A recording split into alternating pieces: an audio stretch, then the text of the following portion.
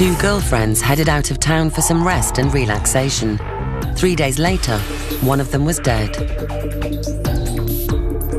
What an offender does during the commission of a crime can tell us a great deal about them, and sometimes it can help us catch them. As police closed in on what had happened, the investigation suffered a shocking setback. Solving a case is like putting together a puzzle. If you lose a major piece, it makes it that much more difficult to figure it out.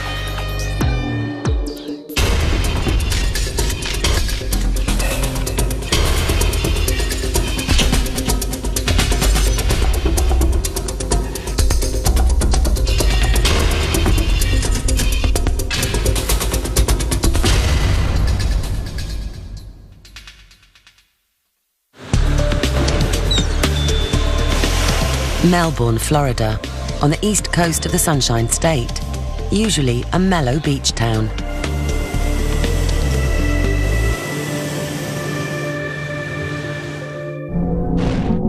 But one morning, a city park worker made an unusual discovery and called the police.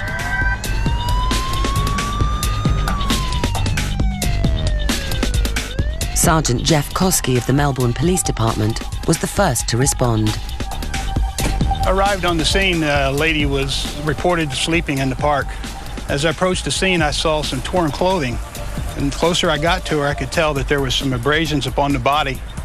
And obviously she wasn't sleeping. Based on what I saw, I called the crime scene unit and the homicide detectives and started setting up the crime scene tape.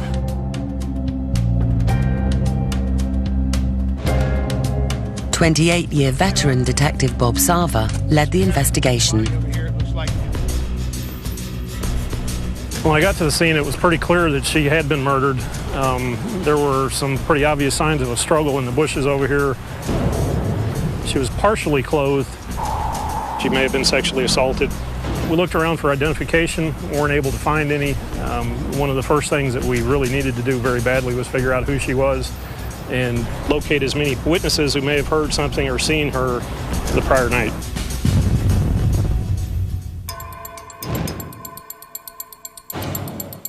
Police began canvassing the area. On one side of the park is a marina. On the other side, a hotel. And when police questioned hotel guests, they found a witness, a woman who had heard screaming in the park the night before. She heard somebody yell, "Help me," heard somebody else say, "Don't lie to me," but then she said that she didn't actually see anything, she just heard those sounds. But another witness on the marina side did see something. A man named Paul Simeon approached us as a witness. He had been fishing on this catwalk adjacent to the marina the night before her body was discovered. He saw a man and a woman walk across this bridge, what he thought to be a man and a woman, and then walk down a stairwell that led to the back of this park.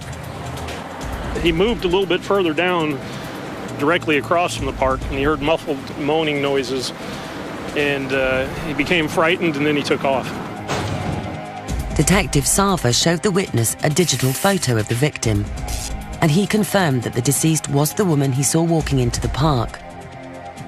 The identity of the man walking with her was still a mystery.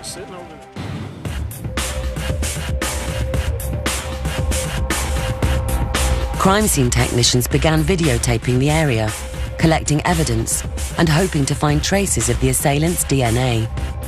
Just before we moved her body, we excavated about an inch down underneath her and about a foot radius of all the mulch, hopefully for some DNA evidence that might be contained on it.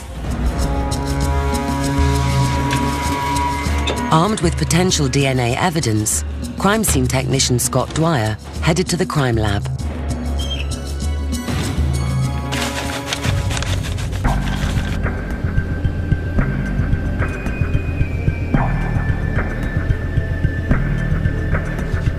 Using the alternate light source, I was able to scan the wood chips and vegetation that we had collected from the scene and possibly identified DNA samples. Detectives found just what they were looking for, the perpetrator's semen.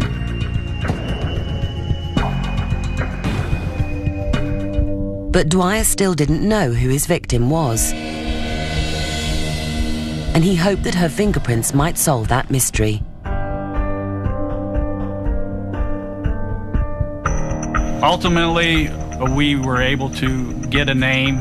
We had previous record of her in our fingerprint file, and I was able to make a match and positive ID on the victim. The victim was Sharon Chase, a recently divorced 32-year-old from the south side of Cocoa Beach, Florida. The next task was to find out exactly how Sharon Chase died. For that, Dwyer headed to the medical examiner's office.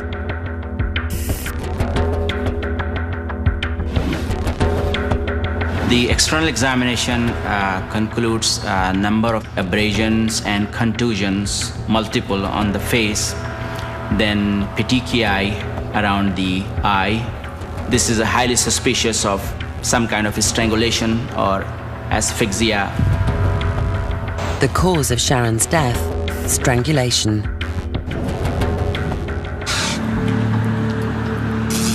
Detectives now knew who their victim was and how she was killed. They also had the perpetrator's DNA, and if they were lucky, it would match a genetic profile in the repeat sexual offenders database.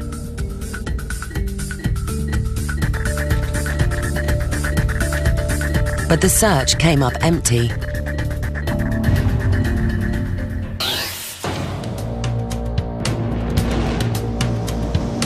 Without any workable leads, Sava decided to call in criminal profiler Dale Hinman. When I first heard about this homicide, I thought this was a very high-risk crime. To kill someone right out in the open in a public park where at any moment somebody could come along and catch the offender, this didn't sound like a very well-planned crime to me. Criminal profilers are trained to identify an offender's personality type in a way that helps investigators narrow the focus of their investigation. If the offender was willing to take such a risk in this case, there was a good chance that he may kill again.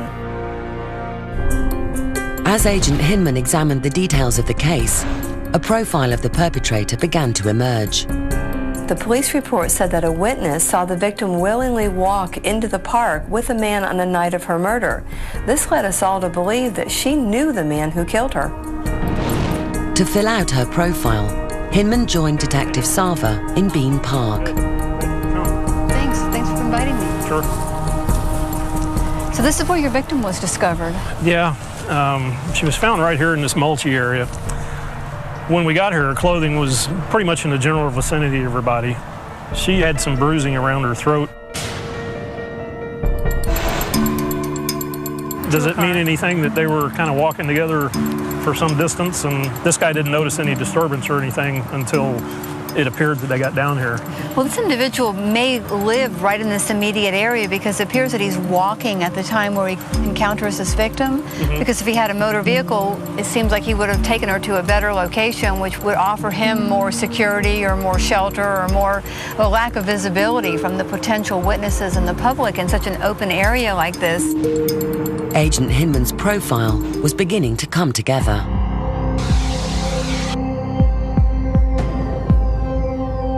It almost looks like he just positioned her there. Head was pointed to the east. Both of her feet were kind of up. A person who would display a victim like this is often the type of person who would brag about it later. Does that comment that the lady heard, "Don't lie to me," mean anything to you? Some event occurred between them in their conversation. Okay. That made him become angry and attack her. Perhaps he didn't start out with that in mind, but some event occurred that escalated it to the point that he killed her. Something very personal must have happened between Sharon Chase and her killer that night. We needed to retrace her steps in the days leading up to the murder to see what might have precipitated this attack. Agent Hinman suggested they start by speaking with Sharon Chase's ex-husband. He was contacted, and through interviews, it was verified that he was not anywhere near Melbourne. He was pretty quickly eliminated as anybody that might have something to do with her death. But Chase's ex-husband did offer one valuable piece of information. He told Detective Sava that the last time he talked to Sharon, she was heading to Melbourne for a few days to party with her friend, Trina Pawley. Trina Pawley was Sharon Chase's best friend at the time. Once we began to interview her, she confirmed that her and Sharon had come here from Cocoa. She said for the time that they were here in Melbourne that they had partied, in her words, very extensively. They had met quite a few people. Trina told Sava that the two women had hung out at a local bar until they ran out of money. One of the things that Trina Pawley told us was that shortly before Mrs. Chase's death, that Sharon had confided in her that she had done something that she described as pretty stupid by stealing some money from someone that they had met in one of the bars that they were at. Miss Pawley also told us that she'd last seen her somewhere around 11:30. They were both in a bar together, and that was the last time that Trina saw her alive. Had the person Sharon Chase stole from found her and exacted his revenge? Trina Pawley's story could have provided the motive for this crime. We needed to find this man and see if he had a history of violence, especially violence against women. Things began to look up when police got a tip-off about a man who was near Bean Park on the night of the murder. A man who had a history of violence towards women. The caller told us that there was a person by the name of David Lee Carroll who was in and around the area of Bean Park. David Carroll frequently picked up women and became very physically aggressive with them. We were looking for a man who lived in the immediate neighborhood and who has been violent with women in the past. We thought it was worth taking a closer look at him. When he was picked up for questioning, David Lee Carroll was evasive. He was very suspicious of not just authority figures such as police, but almost anyone. He gave some very rambling answers to questions, things that didn't make sense. Sava thought Carroll could be their man. He obtained a search warrant to draw Carroll's blood for a DNA sample. If his blood matched the DNA found on Mrs. Chase's body, then we may have our man. As Detective Sava drove the DNA sample to the crime lab, he got a jarring call, and it was the last thing he wanted to hear. Trina Pawley, the friend who was with Sharon Chase on the night she was killed, had also been found dead.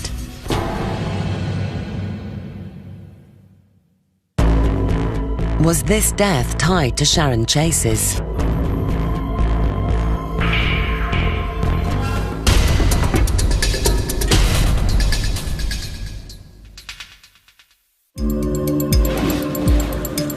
Trina Pawley, the best witness in the Sharon Chase murder, had been killed, and police had lost a valuable lead.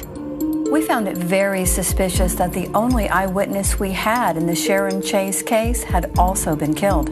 That caused us a lot of concern because she was the last person to see Mrs. Chase alive. She was a potentially very good witness that would be of great benefit to a prosecutor and to make the case.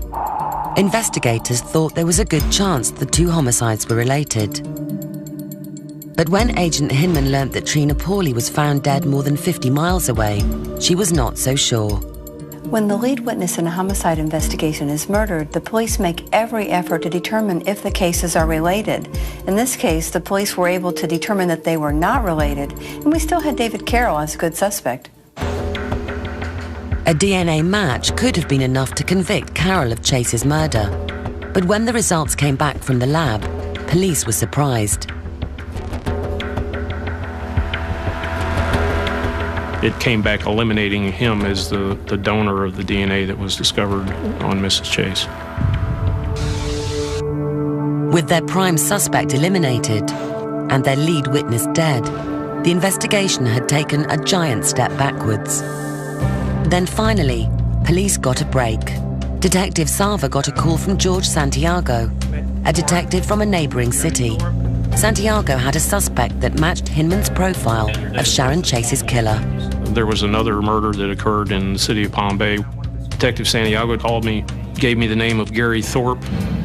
He told me that What interested him about Thorpe was that, based on their investigation of him, it was kind of apparent to them that he would prey on women that may not be able to defend themselves. Gary Thorpe had a substantial criminal record, including violence towards women, and had been arrested for murder. Gary Thorpe was a good suspect in this case. He had committed violent crimes that were poorly planned and without considering the consequences. His behavior would be consistent with the type of person we would be looking for. We needed to find out where Thorpe was on the night of the murder. Detective Sava learned that before his arrest, Gary Thorpe was living in a homeless shelter, just a few blocks away from Bean Park, where Sharon Chase was found dead.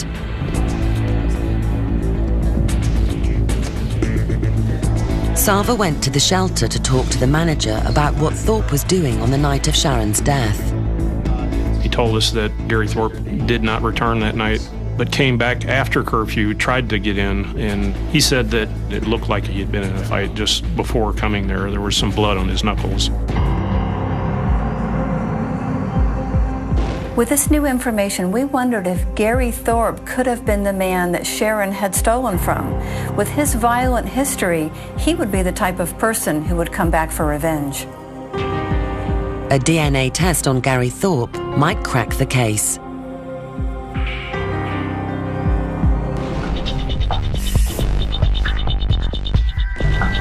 As investigators waited to get a blood sample from the new suspect, they got some help from an unlikely source: Gary Thorpe's cellmate. Just as Agent Hinman had predicted, Thorpe hadn't been able to keep quiet about what he'd done. One of the persons that was a cellmate with Gary Thorpe was a gentleman by the name of Timothy Bullock. He disclosed to me that during their conversations, Thorpe made the statement to him that, yeah, he had done or did her. When I asked him, was there any doubt in your mind what Thorpe meant, he said it was real clear to him that he was meaning that he had killed her. Bullock told me that Thorpe made several statements to him that he thought that he'd gotten away with it. Gary Thorpe was the kind of person who couldn't keep anything to himself. He wanted people to know how mean and dangerous he was, so he bragged about what he did. After getting a blood sample from Thorpe, police were ready to set a trap. They asked him outright if he had ever met Sharon Chase. No? No. You sure? Yeah. The trap closed on Thorpe when the lab reported its results. His DNA matched the DNA found at Sharon Chase's crime scene.